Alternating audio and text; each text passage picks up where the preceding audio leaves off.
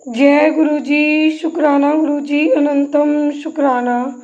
ओम नमः शिवाय। शिव जी सदा सहाय। ओम नमः शिवाय। गुरु जी सदा सहाय। संगत जी, आज किसी महापुराण कथा प्रारंभ होने जा रही है। आप सभी संगत परिवार बड़े ही प्रेम से, बड़े भक्ति भाव पूर्वक शिव महापुराण की कथा का श्रवण करते हैं।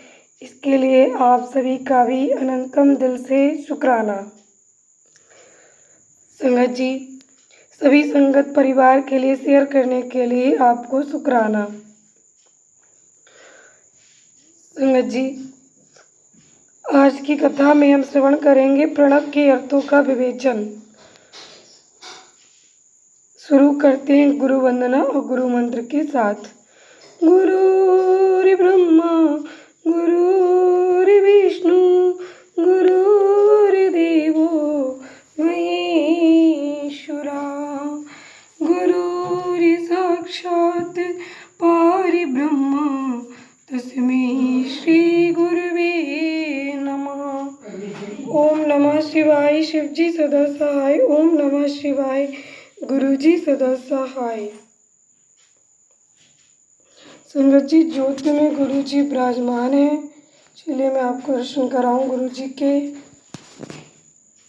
देखिए आप सब बहुत ही डिवाइन दर्शन देते हैं गुरु जी। जैसे इसी महापुराण की कथा में गुरु जी विराजमान होते हैं।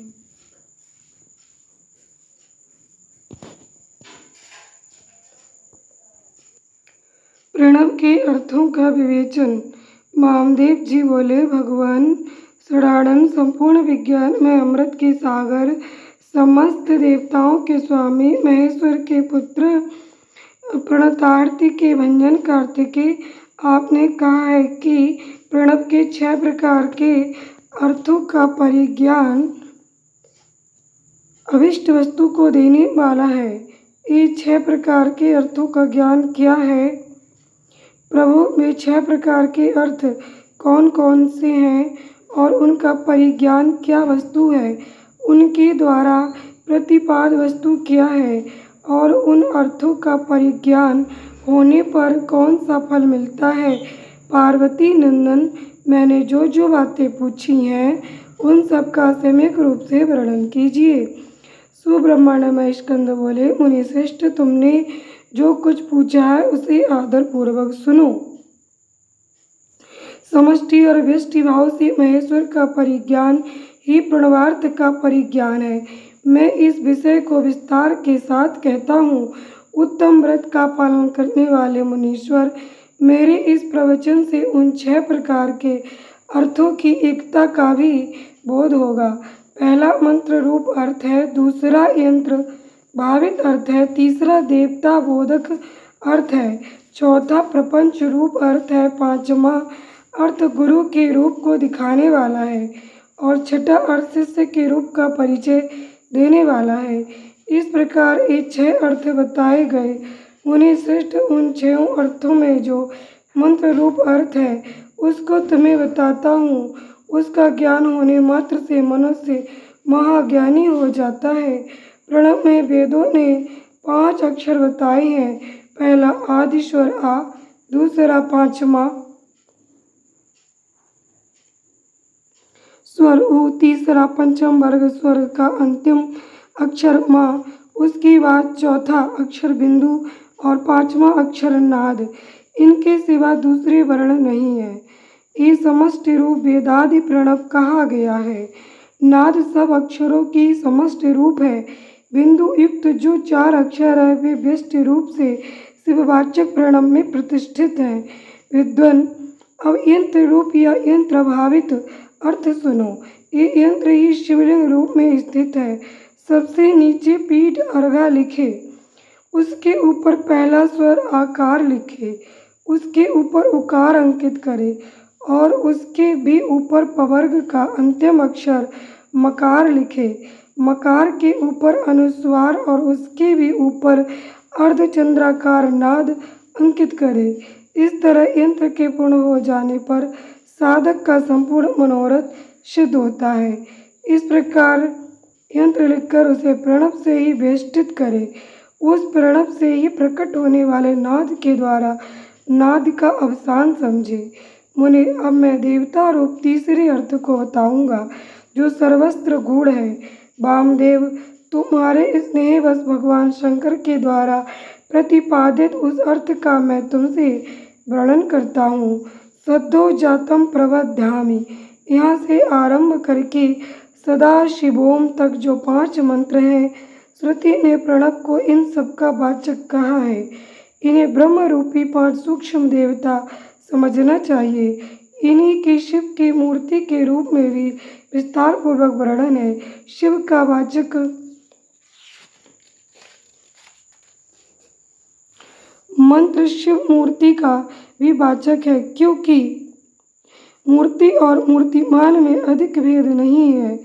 ईशान मुकुटोपिता, इस श्लोक से आरंभ करके पहले इन मंत्रों द्वारा शिव के विग्रह का प्रतिपादन किया जा चुका है। अब उनके 5 मुखों का वर्णन सुनो। पंचम मंत्र ईशान सर्व विद्या नाम को आदि मानकर वहाँ से लेकर ऊपर के सद्योजात मंत्र तक क्रमशः एक चक्र में अंकित करे। फिर सद्योजात से लेकर ईशान मंत्र तक क्रमशः उसी चक्र में अंकित करे। ये ही 5 भगवान शिव के 5 मुख बताए गए हैं। पुरुष से लेकर सद्योजात तक जो ब्रह्म रूप 4 मंत्र हैं, वे ही महेश्वर देव के चित्रव्यूह पद पर प्रतिष्ठित हैं। ईशान मंत्र सद्योजातादि 5 मंत्रों का समष्टि रूप है। मुने, पुरुष से लेकर सद्योजात तक जो 4 मंत्र हैं, वे ईशान देव के व्यष्टि रूप हैं। इसे अनुग्रह में चक्र कहते हैं। इसे यही पंचार्थ का कारण है। ये सूक्ष्म निर्विकार अनामय पर ब्रह्म स्वरूप है। अनुग्रह भी 2 प्रकार का है। एक तो तिरोभाव आदि 5 कृत्यों के अंतर्गत है, दूसरा जीवों को कार्य कारण आदि के बंधनों से मुक्ति देने में समर्थ है। ये दोनों प्रकार का अनुग्रह सदाशिव का ही त्रिविध कृत्य कहा गया है। उन्हें अनुग्रह में भी सृष्टि आदि कृत्यों का योग होने से भगवान शिव के 5 कृत्य माने गए हैं। इन 5 कृत्यों में भी सद्योजात आदि देवता प्रतिष्ठित बताए गए हैं। वे 5 पर ब्रह्म स्वरूप तथा सदा ही कल्याणदायक है। अनुग्रह में चक्र शांति तीत काला रूप है। सदा शिव से अधिष्ठित होने के कारण उसे परम पद कहते हैं। शुद्ध अंतःकरण वाले सन्यासियों को मिलने योग्य पद यही है, जो सदाशिव के उपासक हैं और जिनका चित्त प्रणवोपासना में संलग्न है। उन्हें भी इसी पद की प्राप्ति होती है। इसी पद को पाकर मुनीश्वरगण उन ब्रह्मरूपी महादेव जी के साथ प्रचुर दिव्य भोगों का उपभोग करके महाप्रलय काल में शिव की समता को प्राप्त हो जाते हैं। वे मुक्त जीव फिर कभी संसार सागर में नहीं गिरते। ते ब्रह्मलोके सुपरांत काले परामृता परिमुच्यन्ति सर्वे। इस सनातन श्रुति ने इसी अर्थ का प्रतिपादन किया है। शिव का ऐश्वर्य भी ये समष्टि रूप ही है। अथर्ववेद की श्रुति भी कहती है कि वह संपूर्ण ऐश्वर्य से संपन्न है। संपूर्ण ऐश्वर्य प्रदान करने की शक्ति सदाशिव में ही बताई गई है। चमकाध्याय के पद से ये सूचित होता है कि शिव से बढ़कर दूसरा कोई पद नहीं है। ब्रह्म पंचक के विस्तार को ही प्रपंच कहते हैं। इन 5 ब्रह्म मूर्तियों से ही निर्वृत्ति आदि 5 कलाएं हुई हैं। वे सब की सब सूक्ष्मभूत स्वरूपिणी होने से कारण रूप में विख्यात हैं। उत्तम व्रत का पालन करने वाले वामदेव, स्थूल रूप में प्रकट जो ये जगत प्रपंच है, इसको जिसने 5 रूपों द्वारा व्याप्त कर रखा है, वह ब्रह्म अपने उन 5 रूपों के साथ ब्रह्म पंचक नाम धारण करता है। मुनि श्रेष्ठ, पुरुष, श्रोत्र, वाणी, शब्द और आकाश, इन 5 को ब्रह्म ने ईशान रूप से व्याप्त कर रखा है। मुनीश्वर, प्रकृति, त्वचा, पाणी, स्पर्श और वायु, इन 5 को ब्रह्म ने ही पुरुष रूप से व्याप्त कर रखा है। अहंकार, नेत्र, पैर, रूप और अग्नि, ये 5 अघोर रूपी ब्रह्म से व्याप्त हैं। बुद्धि, रसना, वायु, रस और जल, ये वामदेव रूपी ब्रह्म से नित्य व्याप्त रहते हैं। मन, नासिका, उपस्थ, गंध और पृथ्वी ये 5 शब्दों जात रूपी ब्रह्म से व्याप्त हैं। इस प्रकार ये जगत पंच ब्रह्म स्वरूप है। यंत्र रूप से बताया गया जो शिववाचक प्रणव है वह नाद पर्यंत 5 वर्णों का समष्टि रूप है तथा बिंदु युक्त जो 4 वर्ण हैं वे प्रणव के व्यष्टि रूप हैं। शिव के उपदेश किए हुए मार्ग से उत्कृष्ट मंत्राधिराज शिव रूपी प्रणव का पूर्वोक्त यंत्र रूप से चिंतन करना चाहिए। जय गुरु जी। शुक्राना गुरु जी। अनंतम अनंतम शुक्राना। ओम नमः शिवाय। शिव जी सदा सहाय। ओम नमः शिवाय। गुरु जी सदा सहाय। संगत जी, आज का अध्याय यहीं पर संपूर्ण हुआ। आप और आपका परिवार सदा स्वस्थ, सुखी और समृद्ध रहे। जय गुरु जी। शुक्राना गुरु जी।